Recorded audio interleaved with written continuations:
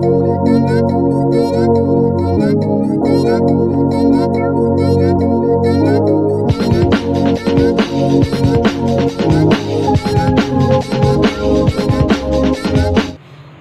Students, welcome back.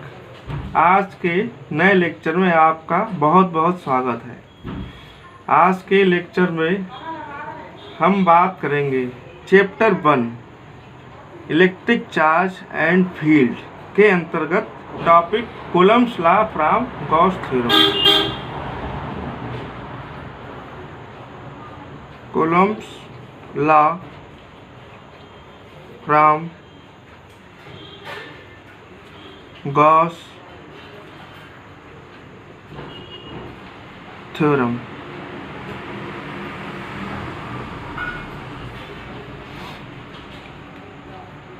तो जैसा कि चित्र में हमने दिखाया है, इसमें माना कि एक विलगित आइसोलेटेड पॉइंट चार्ज, माना एक बिंदु आवेश प्लस क्यू निर्वात अथवा वायु में बिंदु O पर स्थित है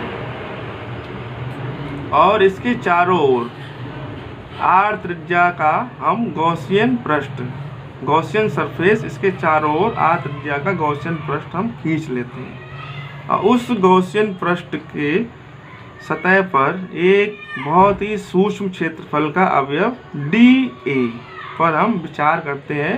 बिंदु P पर dA पर विचार करते हैं, जिस पर हम वैद्युत क्षेत्र की तीव्रता ज्ञात करेंगे। तो इसको हम इस प्रकार से लिखते हैं, let us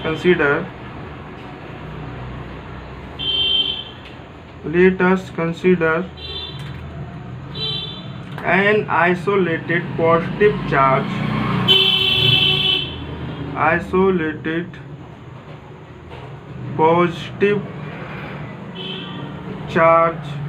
positive point charge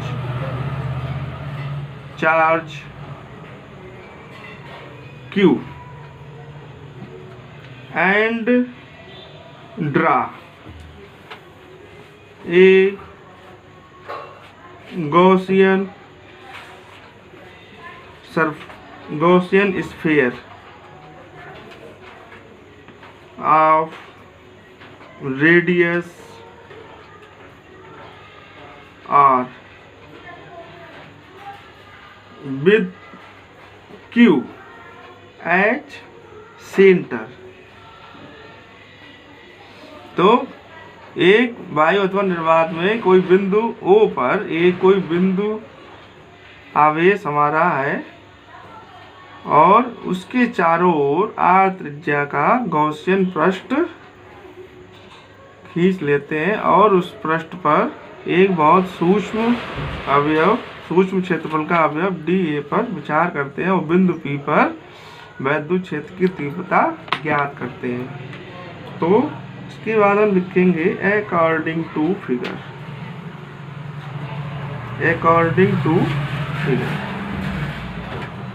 इस गॉसियन पृष्ठ से गुजरने वाला कुल वैद्युत फ्लक्स ज्ञात करने के लिए मैंने आपको पूर्व में ही बताया था, the flux through this sphere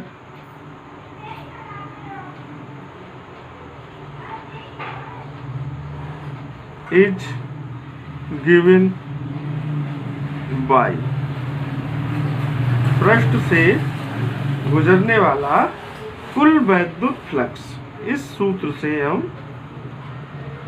लिखते हैं, phi E equal to closed surface integral E, जे वाला वैद्युत क्षेत्र तीव्रता E, वेक्टर E और डॉट dA, सूक्ष्म क्षेत्रफल dA, वेक्टर dA। इन दोनों वेक्टर का हम अदिश गुणनफल कर देते हैं।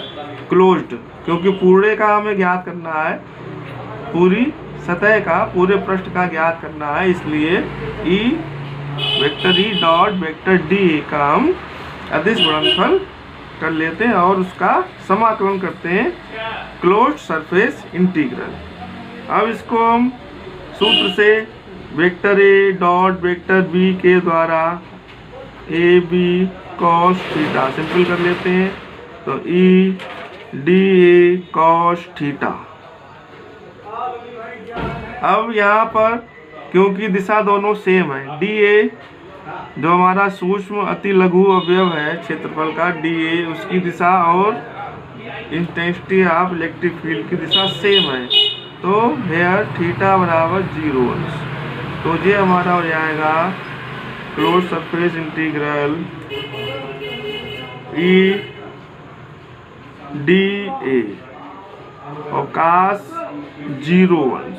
और कास 0 अंश का मान होता है, चूंकि कास 0 अंश बराबर 1, इसलिए ये हमारा आ जाएगा phi E equal to close surface integral E D A. अब इसमें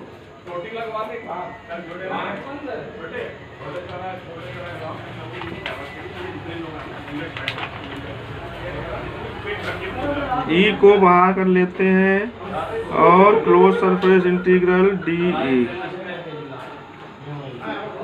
तो बंद पृष्ठ के लिए जो क्षेत्रफल होता है, चूंकि क्लोज सरफेस इंटीग्रल डी ए बराबर 4 पाई आर स्क्वायर, बंद सतह के लिए जो हमारा क्षेत्रफल होता है गोल बंद पृष्ठ के लिए जो क्षेत्रफल होता है 4 पाई आर स्क्वायर। इसका मान यहाँ पर लिख लेते हैं।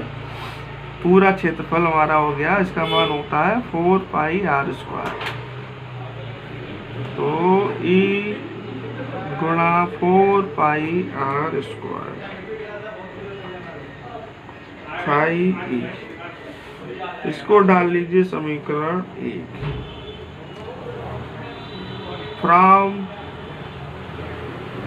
दी गॉस थ्योरम, गॉस थ्योरम से फाई ई हम जानते हैं कितना होता है, phi E equal to Q upon epsilon not. इसको डाल लीजिए समीकरण 2। समीकरण 1 व 2 की कम तुलना करने पर comparison equation first and equation 2।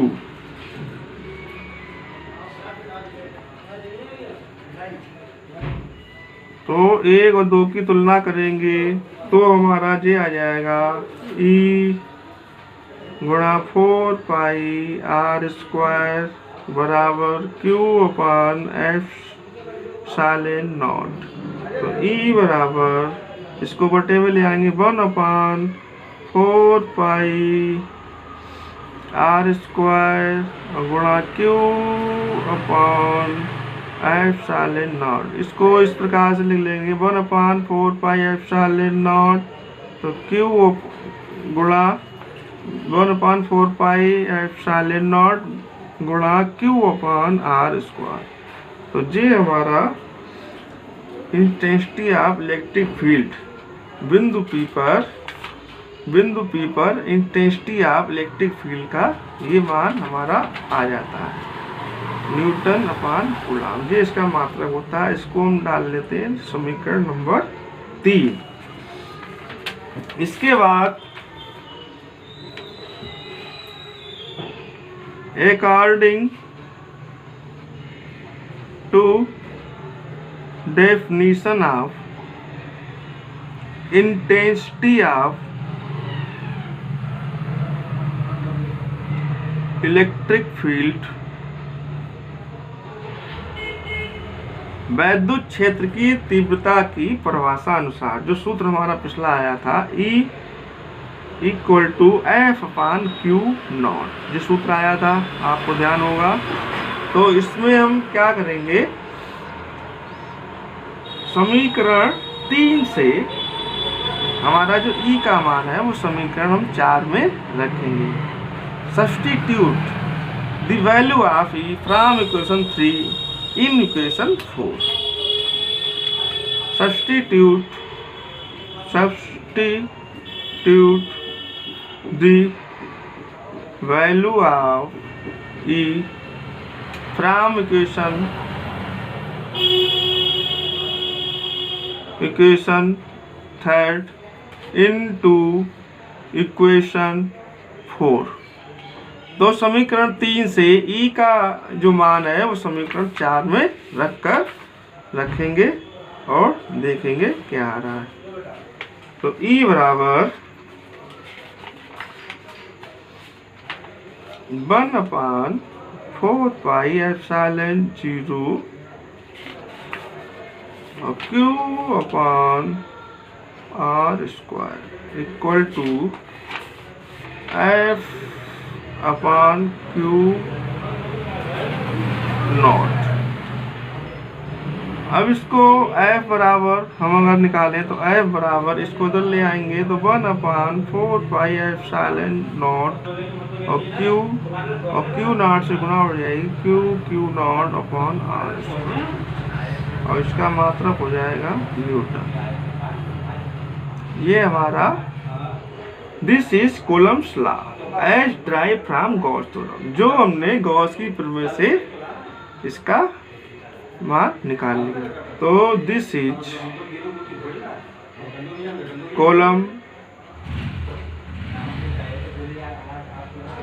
Coulomb's law as drive from Gauss theorem. तो कूलम्स लॉ को हमने निगमित कर लिया गॉस प्रमेय की सहायता से। डियर स्टूडेंट्स, आज का वीडियो आपको कैसा लगा लाइक व कमेंट करके अवश्य बताएं, तथा अगर यदि आपने अभी तक चैनल को सब्सक्राइब नहीं किया है तो प्लीज़ तुरंत चैनल को तुरंत सब्सक्राइब कर लीजिए। वीडियो को अंत तक देखने के लिए धन्यवाद।